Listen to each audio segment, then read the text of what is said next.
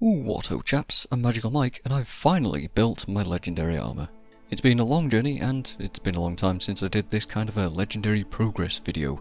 My original guide series on how to build them was back in 2013. So let's revisit that idea and have a chat about what efforts go into making a set of armour. Hey, and it'd be nice if you liked the video too, thanks. I have 3 Generation 1 legendary weapons. I've got Juggernaut, Camo Huali Kataki, yes, the underwater spear was my second due to friends and memes, and I have Sunrise.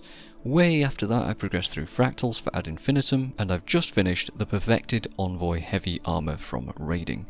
Which meant, of course, that I needed to get back into raids, which is a bit of a tall order when most of your friends from way back when we did have swag raid groups aren't playing the game very much anymore. Pugging was just about the worst possible thing to consider on North American servers. I don't have any kill proof because I always just use it for decorations in the guild hall. My insight count was irrelevant and was under 100 anyway, so people aren't really going to care about it. And pugs demand some fairly daunting things sometimes, if they're ever even in the LFG in the first place. Now I can play a couple of DPS classes and builds to a decent enough level. I'm not brilliant, but I'd say that I'm serviceable and flexible. Scourge, Power Reaper, Power Orkondi Warrior, a couple of Revenant builds and maybe a couple of Guardian builds under my belt. I'd also say that I can play Druid pretty well, but would need to practice various mechanics and wouldn't want to do so with strangers. And I picked up Quickness Scrapper after seeing Teapot's video on it fairly recently. So I'm alright for filling some roles, but most of that is DPS and nobody wants DPS in pugs, so I had to look elsewhere. Luckily for me, I used to raid with an old friend and still had that Discord info, and to my surprise they still had a consistent raid group going every week, which was mostly full. So thanks Aero for pinging me all that time ago, and thanks for Smug for letting me tag along for the last 50 insights that I needed. Consequently, background footage will be general raid stuff, my scuffed scrapper rotations, and actually forging the armour, which was rather satisfying if complex because of all the steps that were involved. The first thing I needed, apart from 50 boss kills, was the refined Envoy armour. I'd already done the first collection years ago and can't even remember what it involved, but since we were raiding to benefit from the Armoury update, quite a few of us were doing these collections at the same time, so, various Gorseville kills, quite a bit of Wing 2 and 3 for the second half, and then lots of Wing 4. Also helps that Wing 4 has the easiest set of bosses, so we could stock some LI much faster by just repeating that every week. The collection involves crafting a crystalline heart, which costs 100 crystalline ingots, which was about 100 gold at the time. You then take that heart and use it in various situations, a bunch of open world meta events, a few fractals, and then in the Wing 4 bosses.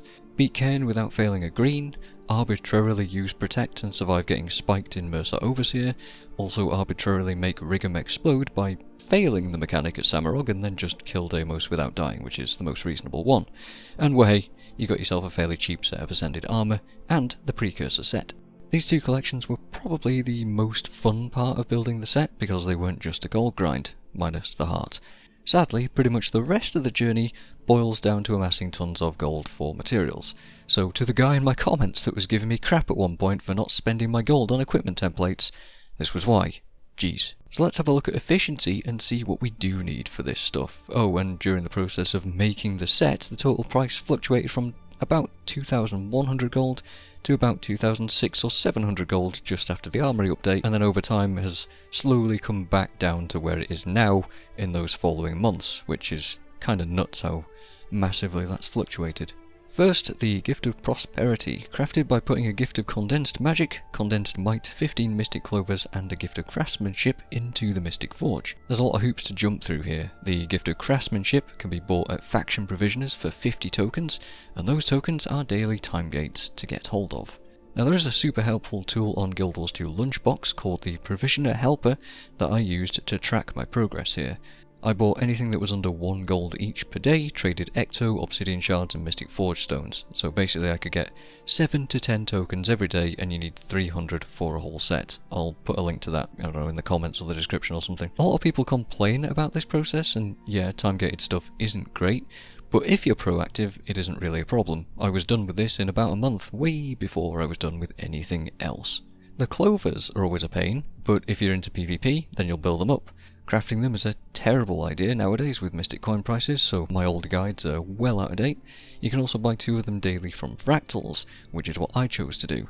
So I had roughly a 45-day time gate on those since you need 90 for the full set.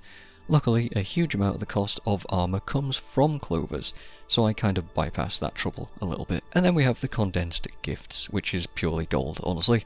I had a good amount of the materials that I needed, but I also had to spend a ton of laurels and gold on stacks of T3, T4 and T5 and T6 trophies.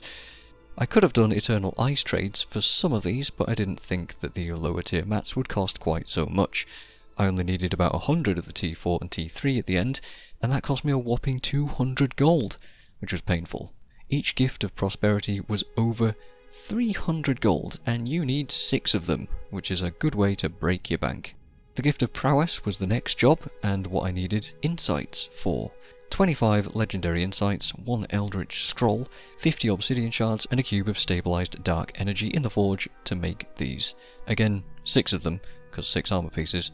So 6 scrolls for 300 spirit shards, 300 obsidian shards that I got from farming winterberries, 150 legendary insights from boss kills with smug, and 75 stabilizing matrices per cube, so 450 of those too, which is about another 100 gold or more. I did manage to sidestep that cost too, again by doing fractals. Fractals are basically my only go-to gold making process these days. I don't know how people can stomach farming open world PvE for hours on end, it just burns me out insanely quickly, but I can get on board with this mode for bursty periods at a time. It does help that it gives materials that I needed anyway, but the raw gold and occasional ascended drops do add up. You'll find a lot of people saying that fractals are insanely good gold online, but a lot of these overestimate just how much gold they make. So I regularly see claims of making 20 to 40 gold a day from doing fractals, which blows my mind, because I think I averaged about 10 to 20, and very rarely got a bit more than that. I thought that perhaps the CMs would add a lot more to that total, so I managed to find a pickup group to get Dances with Demons, or that's 100 CM without anyone dying, and then after a few goes we got that, and suddenly a whole new world of fractal groups opened up for me. With the title I felt confident joining those CM groups, and have now become wholly comfortable playing those. The players in those groups tend to be noticeably better too, which made the whole fractal process a lot smoother. But while the rewards are quite a bit better, I was not making 20 to 40 gold per day, not even close. Maybe 30 if I was very lucky. So I still don't understand where these claims are coming from. If I had to guess, I think I made about 800 gold in about a couple of months of daily fractals and festival farms over the time. Dragon Bash was going on around that time, and I was able to net a hefty chunk from selling dragon coffers, and strikes and raids and the occasional open world stuff. You know, just stuff to fill out the time. I do tend to burn out doing this sort of stuff for this long though, so it was indeed a struggle. As it turns out, making gold in Guild Wars 2, not the most entertaining thing. And sadly, a lot of the rewards in the game are tied to gold, so yeah, like I said, a struggle. Finally, we can talk about the Gift of Dedication, and these are just made from doing meta events in Heart of Thorns, pretty much. 30 Chak eggs from Gerent dailies, 30 Auric ingots from Auric Basin Paddock, 30 reclaimed metal plates from salvaging reclaimed weapons, again, which was just more gold to me, and 6 Gifts of the Pact, which are bought with all of the Heart of Thorns map currencies. I already had that and the eggs covered, but I needed a ton more auric dust to craft the ingots, so it was good enough reason to go and panic at the Octovine just a few times. These weren't bad at all to get. The biggest obstructions to the whole process overall were the insights and the gold, but they do come with time. And so I tossed it all into the forge, and behold, my stuff. It was nice to experience the new legendary lore, and hear the little music jingle that plays for crafting legendaries now, which was a bit of a minor shame that the pieces all say the same thing, but who cares, we're legendary now, dude. It's nice to be able to play with any build on any of my heavy armor classes now. I've been able to do some heal branding and some celestial renegading already. I like that you only need 1 set of infusions for all the stat sets now too, so I managed to reclaim a couple of 100 gold from salvaging spare ascended armors as well. Again, a big thumbs up from me. It's cool that the templates remember skins and dyes on them. So far, I have heard of bugs, but so far it has been flawless for me, so fingers crossed that stays that way. And being able to run random runes is pretty cool too. The fact it works so well with the armory and templates is great. I just wish that weapons did the same, but ho-hum, I suppose. And yeah, as for the armour, the animations on it are pretty neat. It looks specifically very nice on Char because it's actually shaped well for them, including the tail and stuff like that, and it looks good on my humanoids too. Bonus for being able to fashion wars for free with it, so my chest farming alt can look cool too, because he had basically no gear to begin with. Dyeing the set isn't very easy since it has a sheen on it and is affected by whatever ambient light is in the zone, but I don't think it ever looks bad as long as I don't use insane colours on it. Overall, I'd say that I'm quite pleased with the heavy legendary armour. It's taken a hell of a lot of time to get around to, but well worth the effort in the end. Shame that legendary runes and sigils would cost another insane amount on top, otherwise these would be tempting to make as well. It's just the gold sinks that make me want to not do them. Those are, as I said before, monumental turn-offs. Next on the agenda is Aurora and maybe Vision, but once again, the major roadblocks there are the gold sinks. I'm basically done with everything else in those collections thanks to the Return to Living World achievements. So it's been a push towards those so far. Hopefully we'll be able to hide the animations on them eventually, but no news on that just yet. And whether or not I'll get to Vision in the end is up in the air because I'm already kinda burning out and grinding the gold for Aurora. Why is gold tied to everything in this game? And if we ever do get to after that, I would say maybe Frostfang, since I actually use axes on so many characters, but I kind of want to get a Gen 2 weapon, and Nevermore would be a fun one to have. I've already done one part of the collection for Nevermore, but would you believe it, I hit another gold sink?